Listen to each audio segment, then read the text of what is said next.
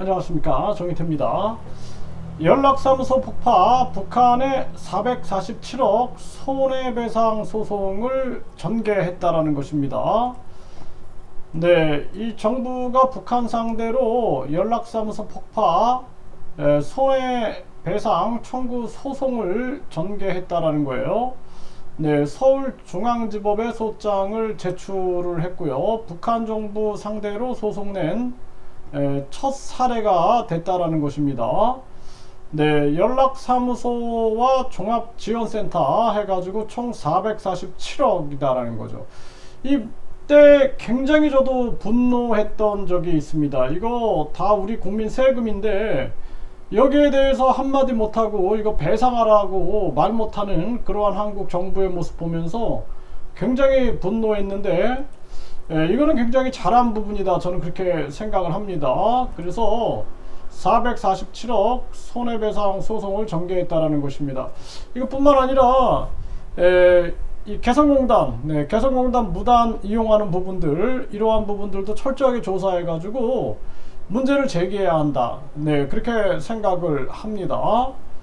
네, 지금 국정원 북한발 해킹 주의보, 북한이 네이버 복제 피싱 사이트 개설 해킹 시도를 했다라는 거죠. 이 네이버하고 똑같이 만들었다라는 건데, 이 북한에 대해서는 우리가 긴장을 늦춰서는 안 됩니다. 네, 그래서 또 중국 내 탈북자들 북한 국경 개방하면 대거 송환될 듯, 이 정말 인권이 없는 거예요. 이 중국도 이러한 부분에 대해서는 세계 시민들과 함께 강력하게 비판을 해야 됩니다.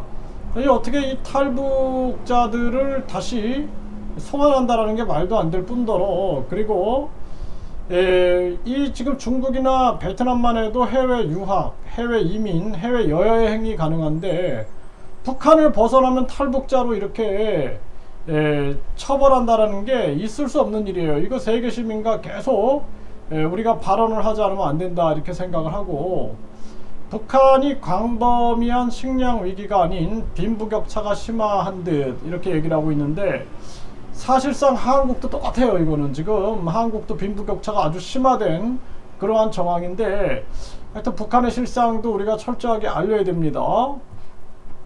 중국에 구금된 탈북자 600에서 2000명, 북한 인권단체 강제 송환을 우려하고 있다는 거예요. 이거 세계 시민과 함께 목소리를 내야 됩니다. 네, 유럽 근무, 북한 외교관 탈북, 추가 탈북 이어지나, 이 탈북이 계속 일어날 수밖에 없죠. 네, 이 북한이 정말 이 북한에 대해서 그동안 소위 진보 정부, 또 뭐 좌파 정부라는 이러한 정부가 너무나 방치해 둔 거죠. 방치해 둔 거. 그게 아니라 이들의 이 잘못된 인권 유린행위에 대해서는 국민들이 충분히 알 수 있게끔 계속 목소리를 내야 된다, 저는 그렇게 말씀을 드립니다.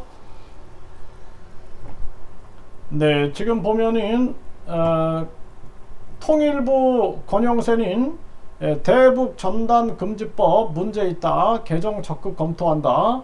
네, 이거는 전부터 계속 저도 얘기를 했는데요. 대북 전단 금지법 표현 자유를 억압한다. 네, 개정 적극 검토한다.